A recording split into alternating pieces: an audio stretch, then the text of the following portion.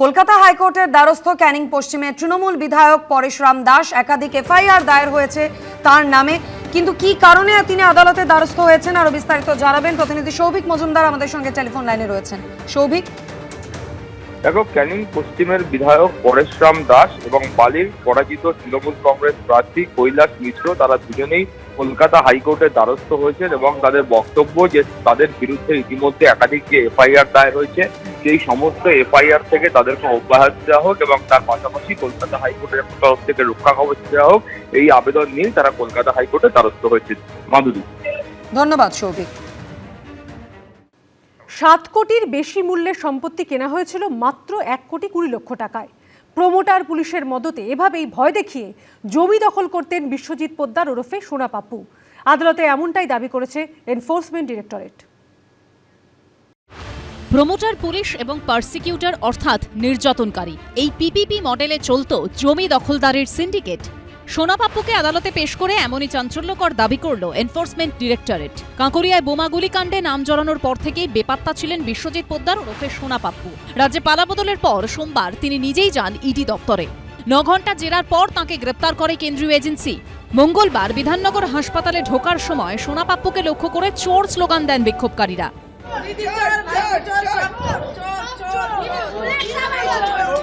কোটি কোটি টাকা প্রতারণার মামলায় এর আগে গ্রেপ্তার করা হয়েছিল ব্যবসায়ী জয় এস কামদার ও কলকাতা পুলিশের ডিসি শান্তনু সিনহা বিশ্বাসকে। ব্যবসায়ী, পুলিশ কর্তা ও সোনা পাপ্পুর যোগসাজশে জমি দখলদারির সিন্ডিকেট চলত বলে আগে আদালতে দাবি করে ইডি। এনফোর্সমেন্ট ডিরেক্টরেটের দাবি, প্রবাসী বা প্রবীণ নাগরিকদের সফট টার্গেট করা হতো, তাদের বিরুদ্ধে ভুয়ো মামলা করে থানায় ডেকে হয়রানি করা হতো। নেপথ্যে থেকে তাদের মদত দিতেন কলকাতা পুলিশের ডিসি শান্তনু সিনহা বিশ্বাস। আর এই প্রমোটার পুলিশ কর্তার হয়ে ফোরফ্রন্টে থেকে কাজ করত সোনা পাপ্পু। বিশ্বজিৎ পোদ্দার ওরফে সোনা পাপ্পুই সামনে থেকে হুমকি দিয়ে ভয়ের পরিবেশ তৈরি করত। তারপর নামমাত্র টাকায় হাতিয়ে নেওয়া হতো জমি। ইডির দাবি, এসপি কনস্ট্রাকশন নামের কোম্পানিতে 2.5 বছরে 2,14,00,000 টাকা নগদ জমা পড়েছে। লেনদেন হয়েছে মোট 15 কোটি টাকার। সোনা পাপ্পুর স্ত্রীর অ্যাকাউন্টে মোট 6,80,00,000 টাকা জমা পড়েছে। ইডির দাবি, বহু সম্পত্তি চিহ্নিত করেছে তারা। তার মধ্যে একটি 5,42,00,000 টাকার সম্পত্তি রয়েছে, যেটি কেনা হয়েছে মাত্র 1,29,00,000 টাকা দিয়ে। অন্য একটি সম্পত্তির বাজার মূল্য 7,07,00,000 টাকা, যা কেনা হয়েছিল 1,20,00,000 টাকায়।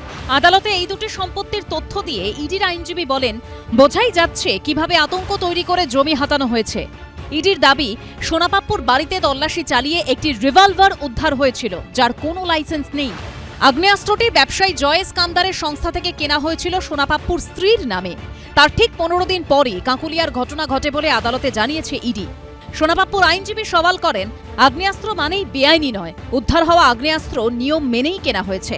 কাঁকুলিয়ার ঘটনার সময় তিনি ঘটনাস্থলেই ছিলেন না, পরে এফআইআরে তাঁর নাম যোগ করা হয়েছে।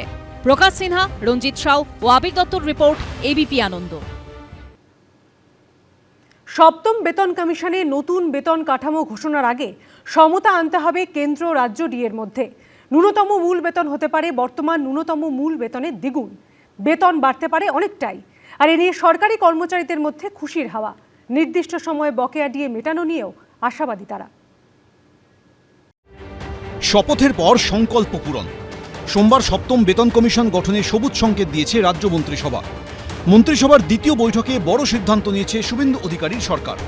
কর্মচারীদের বেতন কাঠামো সংশোধনের লক্ষ্যে 7তম রাজ্য বেতন কমিশনের গঠন হবে। ওটা দেখুন, সময়টা খুব কম এবং কাজটা অনেক বেশি। ডিএ বা অন্যান্য বিষয় অত্যন্ত গুরুত্বপূর্ণ এবং গ্র্যাজুয়ালি সেটা আলোচনা হবে। কেন্দ্রীয় সরকারি কর্মচারীরা বর্তমানে 60% হারে ডিএ পান। এ রাজ্যের আন্দোলনকারী সরকারি কর্মী সংগঠনগুলির দাবি, খাতায় কলমে ফারাক 38%। তবে বকেয়া ডিএ নিয়ে আইনি জট না কাটায় বাস্তবে কেন্দ্রের সঙ্গে ফারাক 42%। 42% ডিএটা দিয়ে দিতে হবে এবং 45 দিনের মধ্যে যেহেতু বলেছে, তাহলে তো 45 দিনের মধ্যে পুরো ডিএটা দিয়ে দেওয়ার উচিত ছিল। এখনো সময় আছে। 7ম বেতন কমিশন গঠিত হলে রাজ্য সরকারি কর্মচারীদের কী লাভ হবে? নিয়ম অনুযায়ী 7ম বেতন কমিশনে নতুন বেতন কাঠামো ঘোষণার আগে সমতা আনতে হবে কেন্দ্র রাজ্য ডিএর মধ্যে। সেক্ষেত্রে মিটিয়ে দিতে হবে বকেয়া 42%। তাহলে 60% ডিএ যোগ হবে মূল বেতনের সঙ্গে।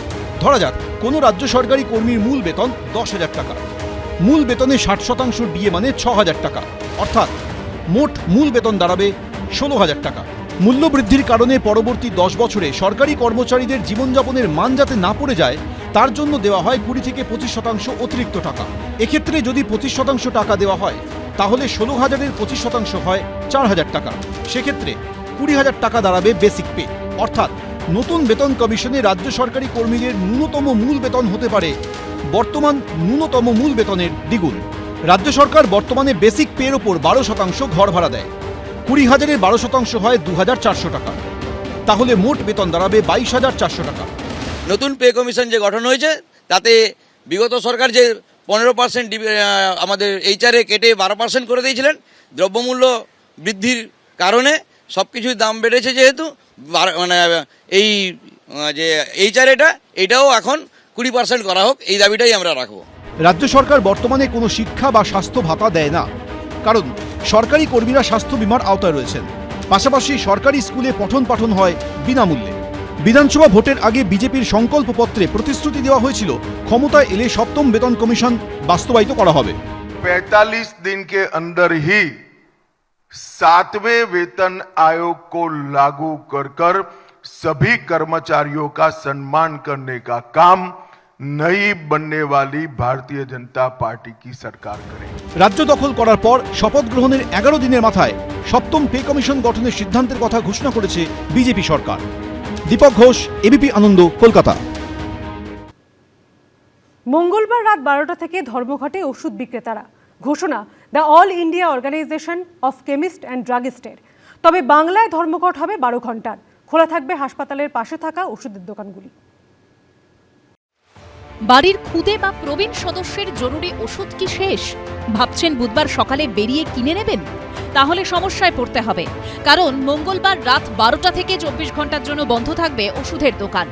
দেশজুড়ে ধর্মঘটের ডাক দিয়েছে the all India organisation of chemist and druggist বা AIOCD। এই রাজ্যে যেহেতু নতুন সরকার এসেছে, তাই Bengal chemists and druggist association জানিয়েছে 24 ঘন্টা নয়, তারা 12 ঘন্টার জন্য প্রতীকী ধর্মঘট পালন করবে, মঙ্গলবার রাত 12টা থেকে বুধবার বেলা 12টা পর্যন্ত। ফেক এবং স্পুরিয়াস ড্রাগস ভীষণ পরিমাণে বিভিন্ন পন্থায় আমাদের ওষুধের ব্যবসার মধ্যে তারা ঢুকিয়ে দিচ্ছেন। অনলাইন সিস্টেম ডিজিটালাইজেশনের পরিষেবার আমরা বিরুদ্ধে নই, কিন্তু অনলাইনের মাধ্যমে আমাদের মানুষের কাছে যে ওষুধটা পৌঁছচ্ছে, আমাদের ওষুধের প্রতিটা প্রেসক্রিপশনের একটা ডেট থাকে, ভ্যালিডিটি থাকে, সেগুলো অনলাইনের ক্ষেত্রে মেনটেন হচ্ছে না। সেই কারণে টোকেন বন্ধ হিসেবে আমরা 12টা টু 12 ঘন্টার বন্ধ আর কি আমরা করব। কেন এই ধর্মঘটের ডাক? সর্বভারতীয় ওষুধ ব্যবসায়ীদের সংগঠন AIOCD সূত্রে খবর, ড্রাগ কন্ট্রোলের নিয়ম না মেনে ই-ফার্মেসিগুলির দেদার ওষুধ বিক্রি হচ্ছে অনলাইনে, বিক্রি হচ্ছে জাল ওষুধ, বিপুল ডিসকাউন্টে প্রতিযোগিতায় নষ্ট হয়ে যাচ্ছে ওষুধের মান। এসবের প্রতিবাদে ধর্মঘটের ডাক দেওয়া হয়েছে। মানুষ বাইরে যাওয়ার সুযোগ ছিল না লকডাউনের জন্য, সেই সময় মানুষ কি করে ওষুধ পাবে সেই কথা চিন্তা করে কেন্দ্রীয় সরকারের থেকে একটা টেম্পোরারি রেগুলেশন চালু হয়, তার নাম 220E। আমরা ডোর ডেলিভারি বা মানুষের কাছে পৌঁছে যাওয়ার একটা আইনগত সম্মতি পেয়েছিলাম। আইনটা ইউজ করে কিছু MNC হাউস বলুন থেকে শুরু করে বিভিন্ন বই পড়া কিছু অনলাইন আছে যারা কিন্তু এখনও ওই ডোর ডেলিভারি করছে, যে এই রুলটা যেন খুব তাড়াতাড়ি উইথড্র করা হয়। ধর্মঘটে দেশজুড়ে কয়েক লক্ষ ফার্মেসি বন্ধ থাকবে বলে আশঙ্কা করা হচ্ছে। তার ফলে বহু রোগী সমস্যায় পড়তে পারেন। তবে AIOCDর তরফে জানিয়ে দেওয়া হয়েছে, সরকারি ও বেসরকারি হাসপাতালের সামনে থাকা ওষুধগুলিকে ধর্মঘটের আওতার বাইরে রাখা হবে। Jhelum করঞ্জাইয়ের report, ABP Ananda, Kolkata. ABP আনন্দ, এগিয়ে থাকে, এগিয়ে রাখে।